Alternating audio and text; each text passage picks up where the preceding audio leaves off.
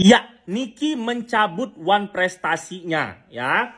Jadi ini lagi heboh banget Niki mencabut one prestasinya. Kalau aku malah senang kalau Niki itu mencabut one prestasinya. Kenapa? Banyak yang pansos-pansos ya, artis-artis sama pengacara-pengacara, sebagian itu kelihatan kalau lu ini belajar hukum tapi kok kayak botol. SDM-nya kok nggak nyampe. Kalau aku itu nyampe ke situ. Justru Niki itu bagus untuk mencabut one prestasinya. Kenapa? Karena jadi di tuntutan one prestasinya itu ya, sebenarnya kalau si Reja itu tidak datang sih berarti dia menolak untuk berdamai. Jadi memang dia sengaja nggak datang supaya biar aja nggak usah damai, biar lu naik kasusnya begitu. Tapi di tuntutan one prestasi ini adalah ini ditujukan kepada one instansi, ditujukan kepada Reja dan jaksa. Nah, takutnya kalau one prestasi ini tidak terbukti, maka nanti pihak Reja, instansi, dan jaksa itu bisa menuntut Niki sebagai pelaporan palsu. Itu sama kejadian ketika Mami Onan melaporkan Niki ternyata tidak terbukti. Si Niki melaporkan balik Mami Onan sebagai pelaporan palsu. Mami Onan masuk di penjara. Nah, takutnya ini terjadi sama si Niki. Nah, daripada nanti ancaman hukumannya dari TPPU, pemerasan, dan pencemaran baik nambah lagi satu, pelaporan palsu, mending ini ditiadakan. Supaya pengacara Niki betul fokus sama yang ini. Setidaknya tidak bisa bebas, tapi bisa diringankan. Nah, jadi kemarin itu aku kan datang ke persidangan. Ya, aku berani merevealkan ini karena fakta. Nggak mungkin aku ngarang. Kan minggu depan aku tiap minggu pasti ketemu sama pengacaranya si Reja Gladys. Jadi kemarin itu aku datang, tiba-tiba bapak itu senyum-senyum. Bapak ini ngapain senyum-senyum? Kan gue pronya Nikita. Ternyata dia manggil, Satria, saya nonton semua kamu di infotainment. Saya suka statement kamu. Logis, bagus, nalar gitu. Saya juga kasihan sama dia. Punya anak 3, tapi fans-fans alaynya ini.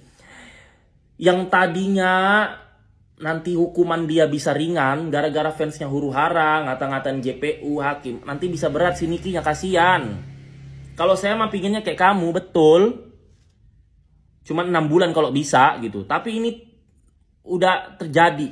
Nah, hasil dari omongan kemarin itu, kalau kata Nikita kan kemarin di media, udah si dok, sebenarnya yang mau dipenjara ini doktif. Tapi kenapa saya? Nah, tapi waktu aku ngomong 4 mata sama si pengacara dokter Reja, itu mereka bilang seharusnya yang ditargetkan O. Nah, nggak tahu nanti keputusannya gimana. Ya, seharusnya yang ditargetkan tuh O. Tapi alurnya yang bisa dijerat lebih awal si Niki. Jadi, Niki ini sebenarnya tumbal, guys. Kasihan dia itu. Ya kan? Sebenarnya dia itu tumbal.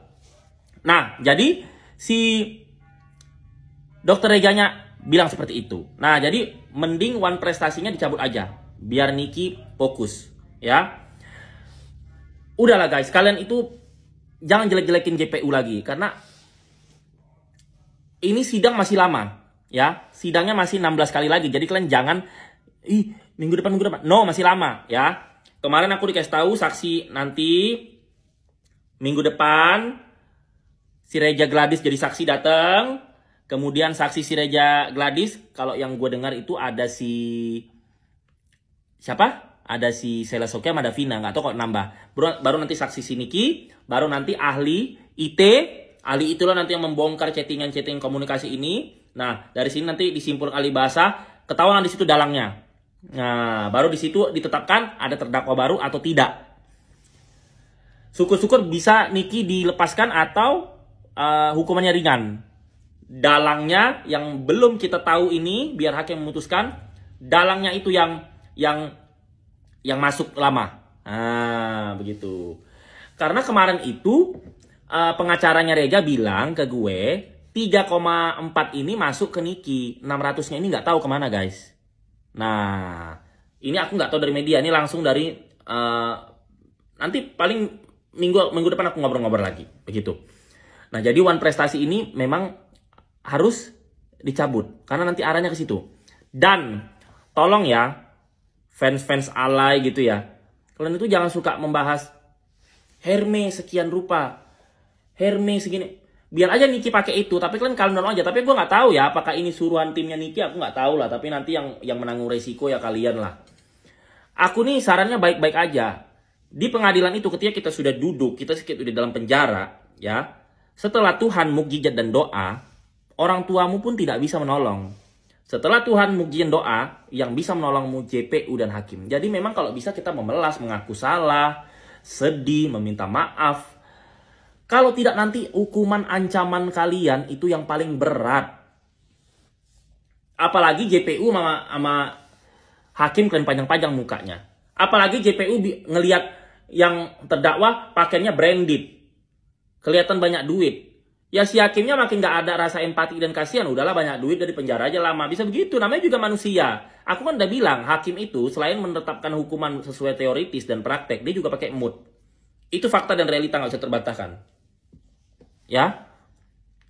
Jadi takutnya dengan kalian itu membesar-besarkan pakai ini, pakai itu, mahal ini, hakimnya jadi nggak simpatik, nggak empati, nggak kasihan, jadinya nanti diponis paling tinggi. Atau jangan-jangan kalian ini ya, fans atau akun gosipnya ini berkedok, sebenarnya kalian itu dalam hati senang si Niki masuk penjara lama, supaya kalian tidak ada saingan di media sosial. Tapi kalian pura-pura ngefans, supaya kalian dapat view, supaya kalian dapat like, supaya fansnya Niki memuji kalian, terus kalian ending-endingnya jualan. Terus kalian nanti nongol di TikTok sana sini, viral FYP sana sini. Iya kan?